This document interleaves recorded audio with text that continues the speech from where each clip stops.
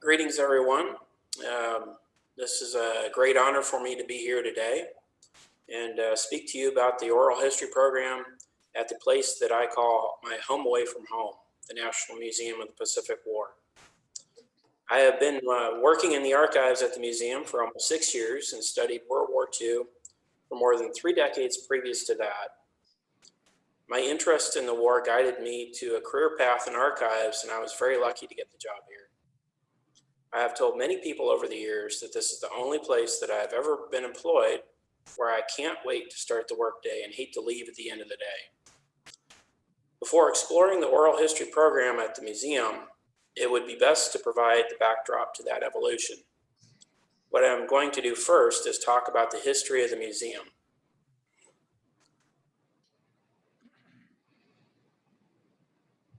The National Museum of the Pacific War was first developed at the Nimitz Hotel on Main Street in Fredericksburg, Texas. The hotel building was owned and operated by Charles Henry Nimitz, Fleet Admiral Nimitz's grandfather, beginning in 1852. The Admiral, who was born in 1885, spent his earliest years in and around the hotel. During the early 20th century, the hotel changed ownership, and this image shows what it must have been like near the time it closed for business in 1963. At approximately that same time, several local citizens expressed a desire to turn the old hotel into a memorial. Popular military leaders like Generals of the Army Dwight D. Eisenhower and Douglas MacArthur already had or were in the process of getting their own memorials at that time. Museum organizers thought that Admiral Nimitz deserved the same honor in his hometown, so they met and decided to form a nonprofit organization that would work towards gaining support for the project and raise funds to purchase the hotel in order to turn it into the memorial they envisioned. During the following months, a board of directors was established, and they decided to name their enterprise the Fleet Admiral Chester W. Nimitz Museum, Incorporated. During late 1963, the Admiral was approaching his 79th birthday and living in California. He was contacted by a member of the board and was pleased when told that a plan was being made for the hotel. Admiral Nimitz indicated, though, that his name could only be attached to the end result of the project if its focus were not on him. He requested that instead, the men and women who served under his command during the war be the ones that were honored. That request was recognized, and almost 1 year later, enough funding had been secured by the board of directors to make a significant down payment on the building. During the next 2 years, items were obtained so that exhibits could be installed in the building's first floor, while the rest of it was being refurbished for its new purpose. As seen here, the museum was first opened to visitors in 1967, and a small but dedicated group of volunteers staffed it. Museum leadership eventually reached out to a Texas Hill Country native, President Lyndon B. Johnson. They asked the president to help them with gaining greater support for the museum in the state capitol. President Johnson obliged, and during the 61st Texas legislature in 1969, House Bill 54 was introduced. The bill brought the museum under the care of the state of Texas by providing for the establishment of a special commission that would assist with oversight. President Johnson also introduced a guiding hand to the museum in the form of Douglas Hubbard. Mr. Hubbard was Chief of Visitor Services for the National Park Service at that time, and like LBJ, he had served in the Navy under Nimitz in the Pacific. In 1970, the board of directors hired Douglas Hubbard as its first museum director and first paid employee. Soon after, Hubbard began to research the inventories of military facilities with World War II era surplus throughout the United States. Many of the large original artifacts that he obtained as a result were and presently are put on display at the museum. By the mid-1970s, efforts were shifted to the hotel building. The hotel's frontage, as Chester Nimitz would have remembered it, was distinguished by its steamboat appearance. During the 1920s, that part of the building was torn down and the entire front of the building was given a Mission Revival look. During 1978, a return to the original design began, and while the exterior of the building was being transformed, money was raised to install new exhibits inside of it that would meet standards of the time.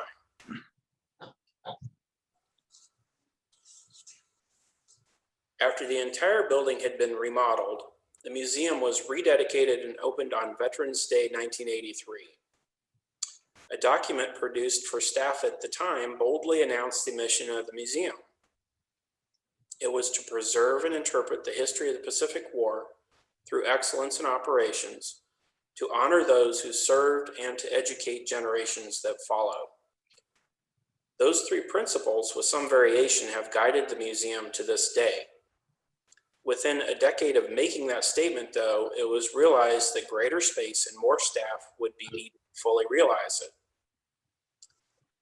During 1992, the Admiral Nimitz Foundation, which then, as now, oversee the day-to-day operation of the museum, obtained land owned by HEB supermarket chain. The property, which can be seen in the upper left corner of this image, shared a boundary with the museum and contained a recently vacated 18,000 square foot facility. Thus began a three-phase plan that would ultimately enable the museum to house, exhibit, and provide improved access to its expanding collection. After completion of phase one, which primarily dealt with the exterior, the building was named the George H.W. Bush Gallery on the 50th anniversary of VJ Day in 1995. The second phase of the plan focused on the interior of the building, and upon reopening during June 1999, it became the National Museum of the Pacific War at the George H.W. Bush Gallery.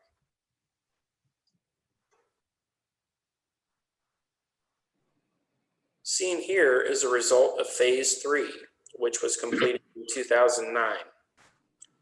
Exhibit space was expanded to a total of more than 34,000 square feet, and also provided new collection storage areas on a second and third floor in the middle of the building.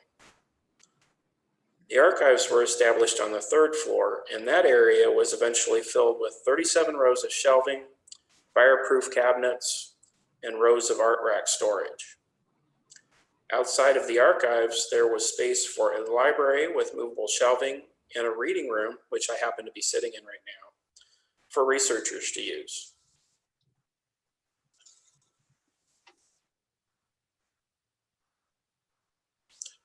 The archives, library, and reading room areas were named the Nimitz Education and Research Center. Staffing the new research center was an important step toward advancing the museum toward excellence. A museum vision statement from the early 2000s laid out future goals to be met. The first goal was significant to the museum's curatorial department. It was to hire and support a professional staff. To follow through with this aim, 3 new positions were created during the following decade. An archivist was hired in 2006, and a registrar was added in 2008. An associate archivist position was created later, and that would lead to my entering the picture at the beginning of 2015. The extensive oral history collection at the museum is one of the first things that I learned about after I was hired. There are more than 5,000 recordings of people who experienced the war in that collection, and a majority of the recordings were originally made on analog tape, as seen here on the left. The effort begun in 2013 to convert these recordings to a digital format is an example of the Admiral Nimitz Foundation's forward-thinking desire to provide greater access to our collections. As seen on the right, the archivist spent much of his time from that point until 2015 digitizing the recordings and getting them ready for upload to the museum's online repository. More about that a little later.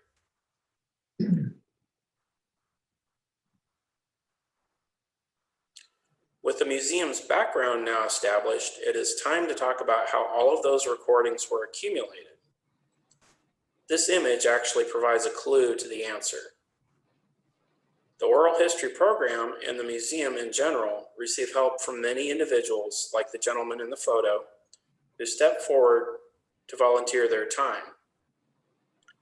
Over the years, several volunteers have helped us record, edit, and transcribe interviews. Without them, this program would not be nearly the success it has become. One of our volunteers has been with the oral history program for so many years that he has recorded more than 1,000 himself.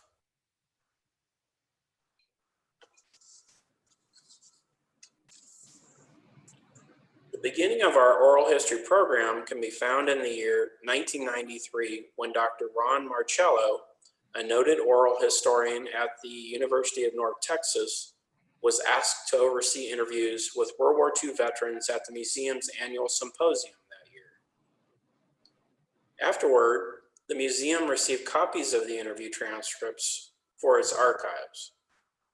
This effort was repeated during the following 4 symposiums, and in 1998, with Dr. Marcello's encouragement and help, the museum began its own Fredericksburg-based operation. A coordinator was chosen to lead it, and eventually 6 volunteer interviewers stepped forward to help. Pictured here is a recording session from that early stage of our independent program. A lot of veterans did not speak about their experiences during the war for a very long time. For some, that could change depending on who they were speaking to and under what circumstances. Quite often, war experiences were shared at reunions held by veterans of a particular unit or ship. If the reunion was held in Texas, our interviewers were sometimes invited to record attendees who were willing to talk about the war. This photo shows Archie, Sherman, and Ray Magro. They agreed to be interviewed for our oral history program during 2004 at the USS Smith reunion in San Antonio, and the recording is now available online.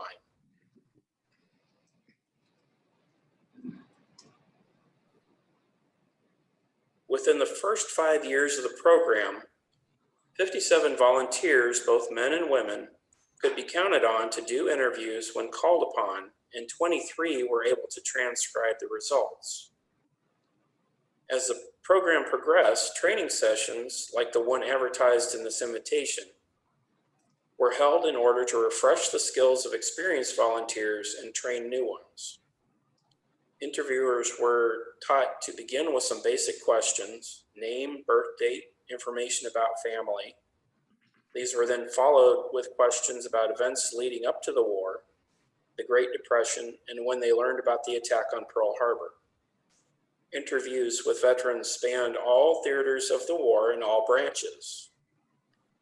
If they served, questions would then focus on the when, where, and what of that service, which could sometimes lead to unique stories that few people knew about. Toward the end of the interview, regardless of service, interviewers were encouraged to ask about memories of VE Day and VJ Day. Not all of our interviews have been conducted with military veterans, and some, as I will share, were made with former enemy combatants. We have attempted to record the viewpoints of both men and women who experienced the war from a variety of perspectives. Some of our recordings are with people who were on the home front, several of whom were children during the war. Other recordings are with individuals who were civilians interned in the US or the Philippines. As seen in this chart, there are many steps taken to get each recording online. There are 2 parts of the process I want to draw your attention to, and those are at the beginning and near the end. We are still actively collecting interviews, and I am the point of contact for the program. Information about potential interview subjects comes to me via email, phone, and through paper forms that visitors to the museum fill out. After I learn about interview opportunities, that information is sent to a volunteer who either conducts the interview himself or assigns it to another volunteer. After the recordings are made, they move through the rest of the system to be added to the repository in the future. The part of the process at the middle right on the chart is one of the most time-consuming. Metadata, for those that don't know, is the descriptive information assigned to a digital object, like each of these recordings. Assigning metadata to recordings make them findable when patrons do a keyword search at the repository's webpage. In order for the metadata to be accurate, each recording has to be listened to carefully, and a set of keywords are then chosen to describe them. That information is then associated with the recording in the repository to make it findable.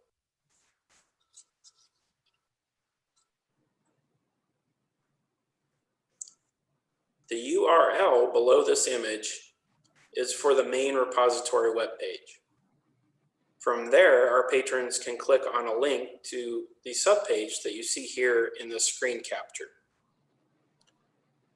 Clicking on the Browse button in the middle of that subpage will bring up a list of the recordings that are alphabetized by first name. To find recordings using a keyword, there is a search bar in the upper right corner of the page. As of today, more than half of our recordings are available online, and progress is being made toward getting all of them into the repository. As mentioned before, we are actively making new recordings, and those will be added at a later date when most or all of the older recordings are uploaded.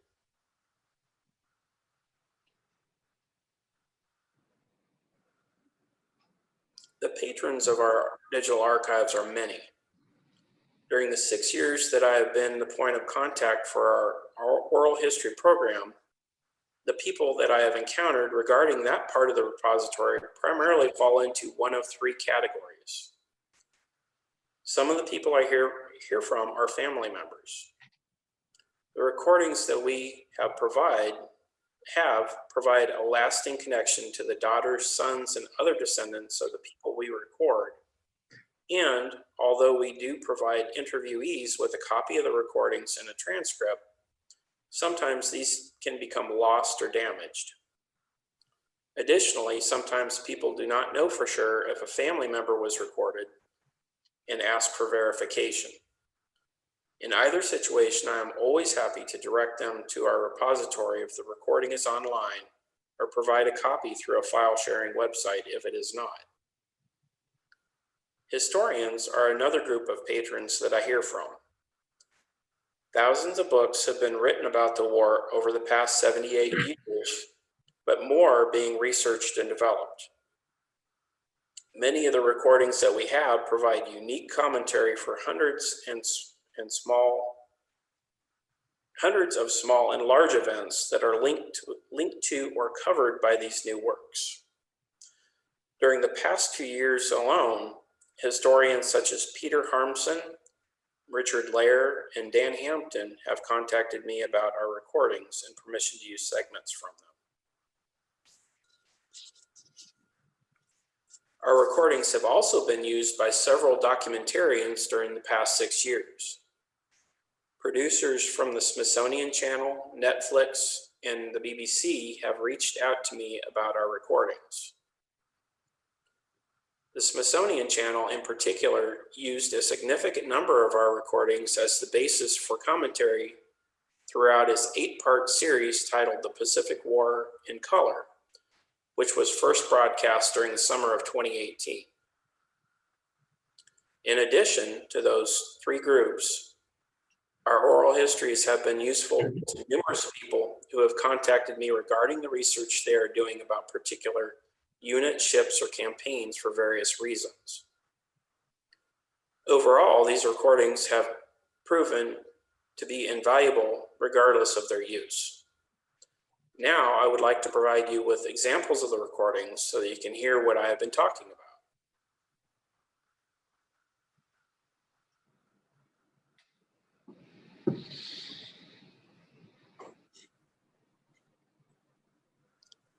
This first example is from 2009, and it is with Viola Kaplan. Ms. Kaplan was a math major at DePaul University when the war began, and in 1942, she volunteered to join the Women's Army Corps. Due to her background in mathematics, Viola was trained to be a logician and was eventually assigned to a headquarters unit in New Guinea. There, she played an important role by using her math skills to determine how the space inside of troop and supply ships would be loaded for U.S. invasions in the South Pacific. In this segment, she tells us what that was like.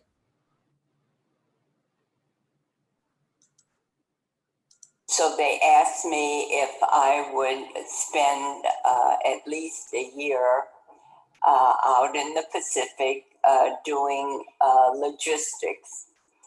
And I agreed. And so therefore I was sent out to New Guinea, and I was under MacArthur, and I worked with the lieutenants or the officers, and they presented their problems. And therefore, I decided, I knew that I could help them. So what my job was, I was a logician, and when most of the invasions took place the ships left from our island. And what I did is, when they got a notice of an invasion going to take place, and the ship would come to our base, and I would figure out how many things like how many troops the spaces on the ships for food, for ammunition, and sometimes for that large, I forget what, this morning I saw one.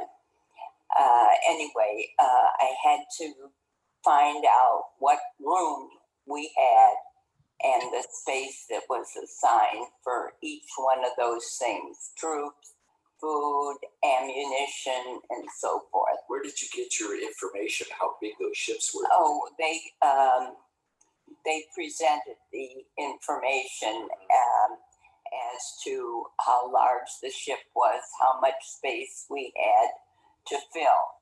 And I knew how many troops would occupy so much and so forth, and the ammunition and all the very small particulars that made up the ship's area. So they asked me. The second recording was made in 2009 with Jack Purrier. During 1945, Mr. Purrier was an aerial photographer with Fleet Air Photographic Squadron 1 based at Guam. His aircraft and crew were located on Okinawa when the third storm of the 1945 typhoon season, called Typhoon Viper, headed toward the island. In this segment, Mr. Purrier describes what happened at that time. The fleet left and headed east to get out of there. And so we got orders from Guam saying, the typhoon's going to be hitting there. You guys pack up and head back to the home base in Guam, you know. So the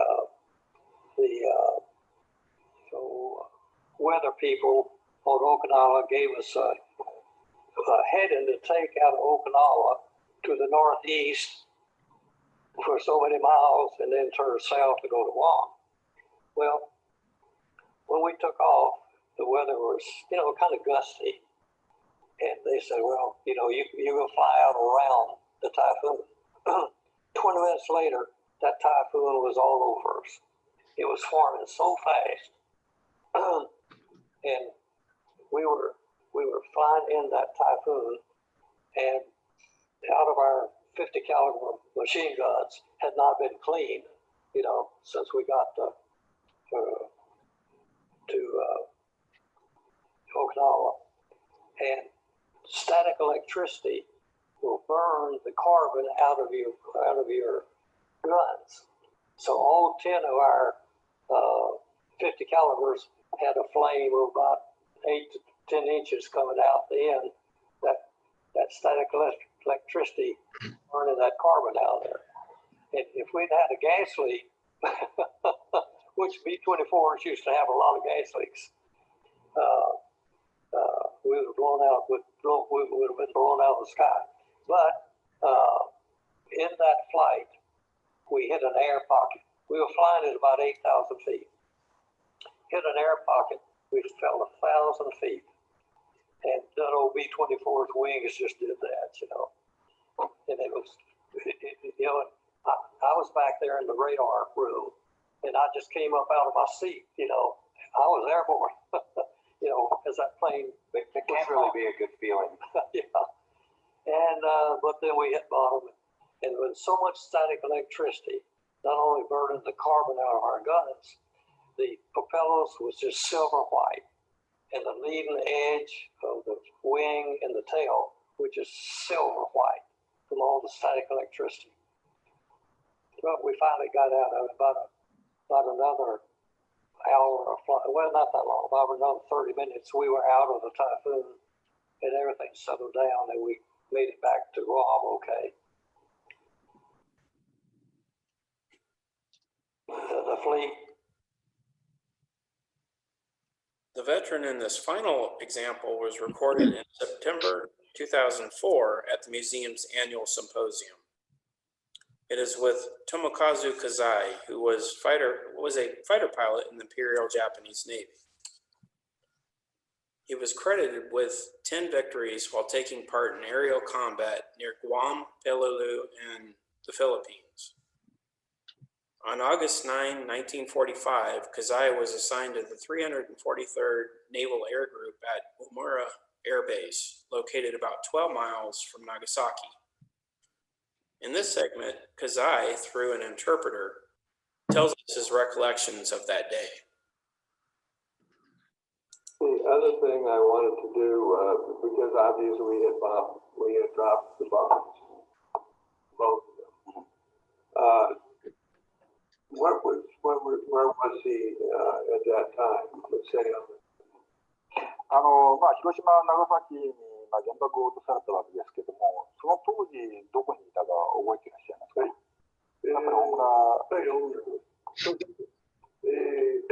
広島の原爆の記録本部は私は見ませんでしたが、長崎の原爆の記録本部はちょうどその日は燃料が不足で、沖縄攻撃に行けないので、体力増進のために山登りしたトラックで、そしてその山の上で、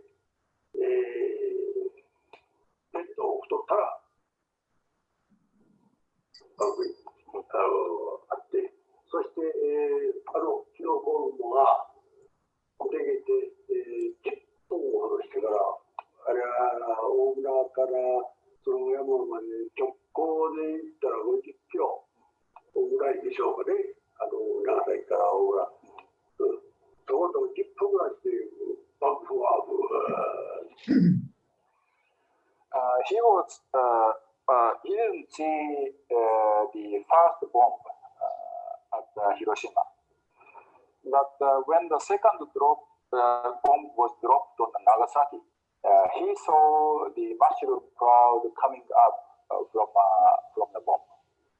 So he was at the Omura base, which is located in Nagasaki prefecture, and he was doing a physical exercise by climbing to the top of the mountain, where he saw a mushroom cloud.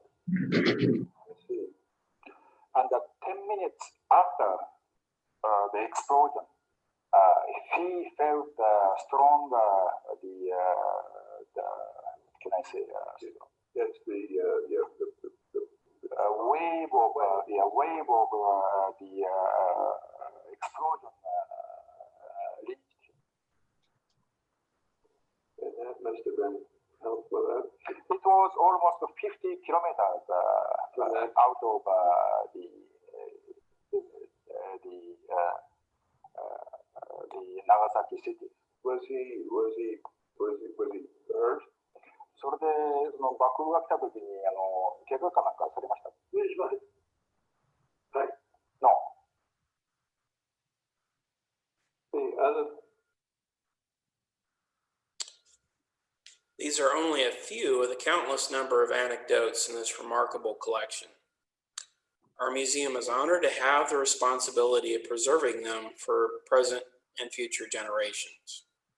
Again, it has been an honor to be here and speak to you today. Are there any questions? Anybody here in the room? Okay, if anyone who's signed in online, if you have a question, please unmute yourself and articulate the questions. This is Ed Racha. I've had the pleasure of visiting the museum twice, once before the expansion and once after the expansion. So I highly encourage any of you who are down in that vicinity, the visit to the museum is well worthwhile. Two questions. One is, my recollection is that there were quite a few Civil War figures that actually stayed at the hotel that eventually became the museum, but I don't recall, other than Robert E. Lee, but maybe you can tell us some of the Civil War figures that were there. And then the second question is, Fredericksburg is a delightful area in and of itself with a substantial German heritage. And one of the treats of visiting the museum was there at least used to be a wonderful German restaurant almost next door to it. Is it still there? In answer to the first question, I'm primarily familiar with Robert E. Lee. Tried to find some documentation to corroborate that. We do have quite a few of the museum's logs, the sign-in logs, and we haven't found one yet for him, but that is the rumor. Supposedly somebody had evidence of it. And I know that there were other notable Civil War figures that stayed at the hotel, but I can't recall names off the top of my head. That German restaurant, there are several around here, as you would expect. If you're talking about the one that's directly in front of this new part, Der Tannenbaum, maybe? That's here. That's still here. I think that's the one I referred to, and it was absolutely wonderful. Yeah, great food.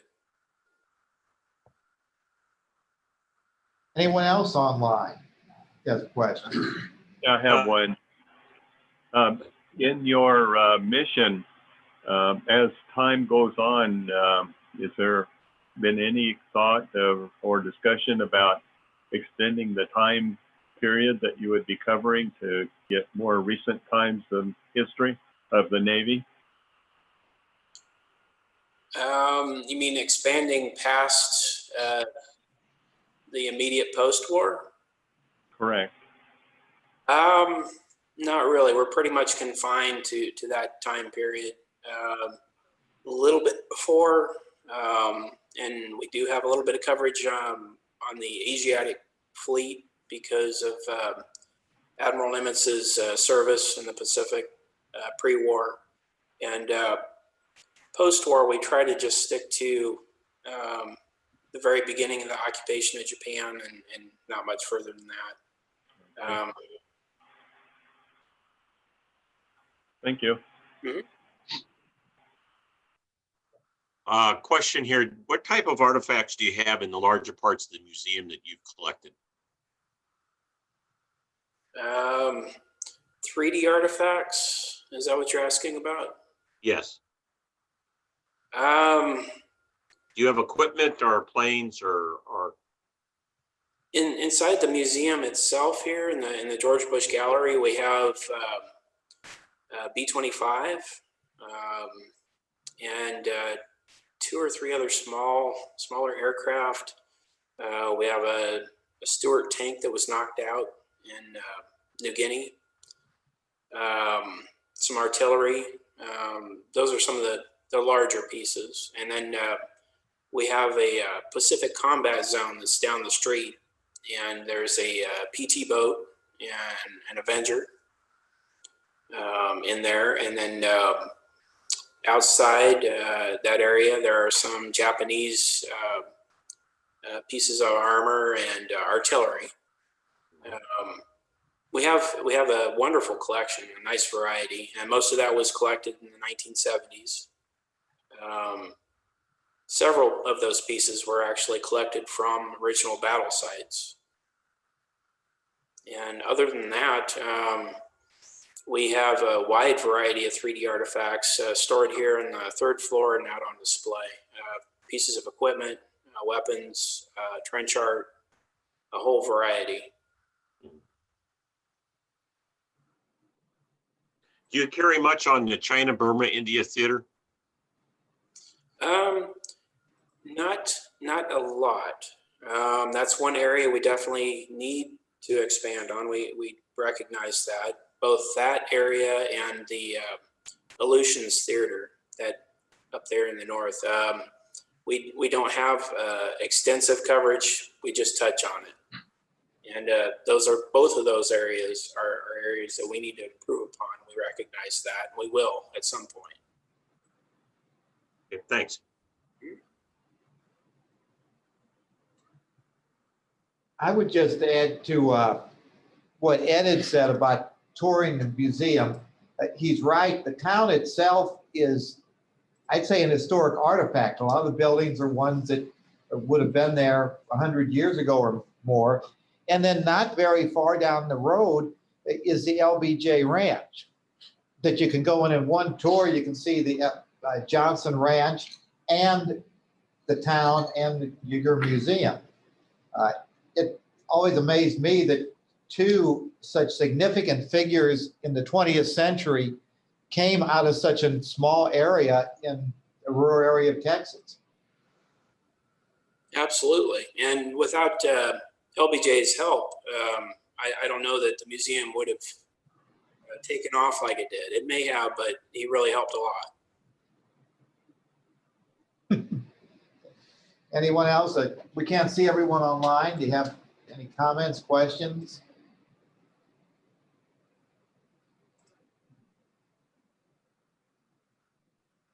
Anyone here? Okay, well, Chris, we want to thank you. Encourage everyone to go down and see the museum when the opportunity presents itself. I understand you are open these days. Oh, we are, yes. How's your attendance going? Like anyone might expect, it's down, but it's still pretty steady.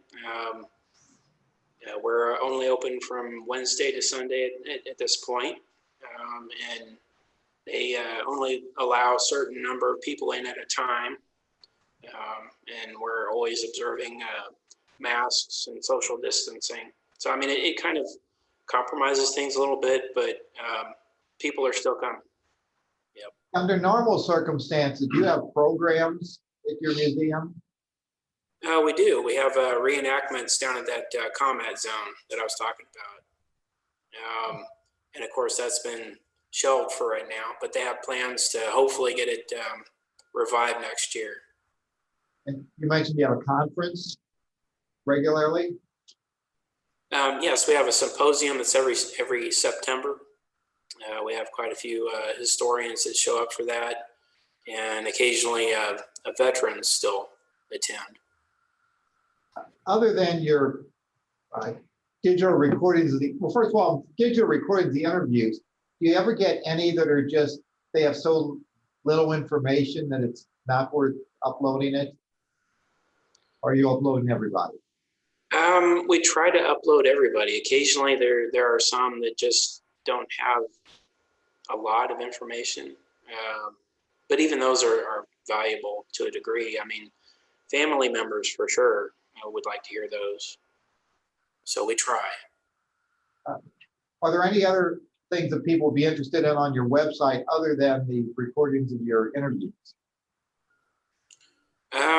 That repository that I was referring to has a variety of digitized items. We have documents and photos up there, and that's growing. We just expanded our capacity to upload, and the goal is to get the majority of our archives scanned and up there. So with time, there's going to be a lot more. Well, now I just thank you for the very interesting talk. Hopefully we'll look forward to visiting you down in Fredericksburg someday.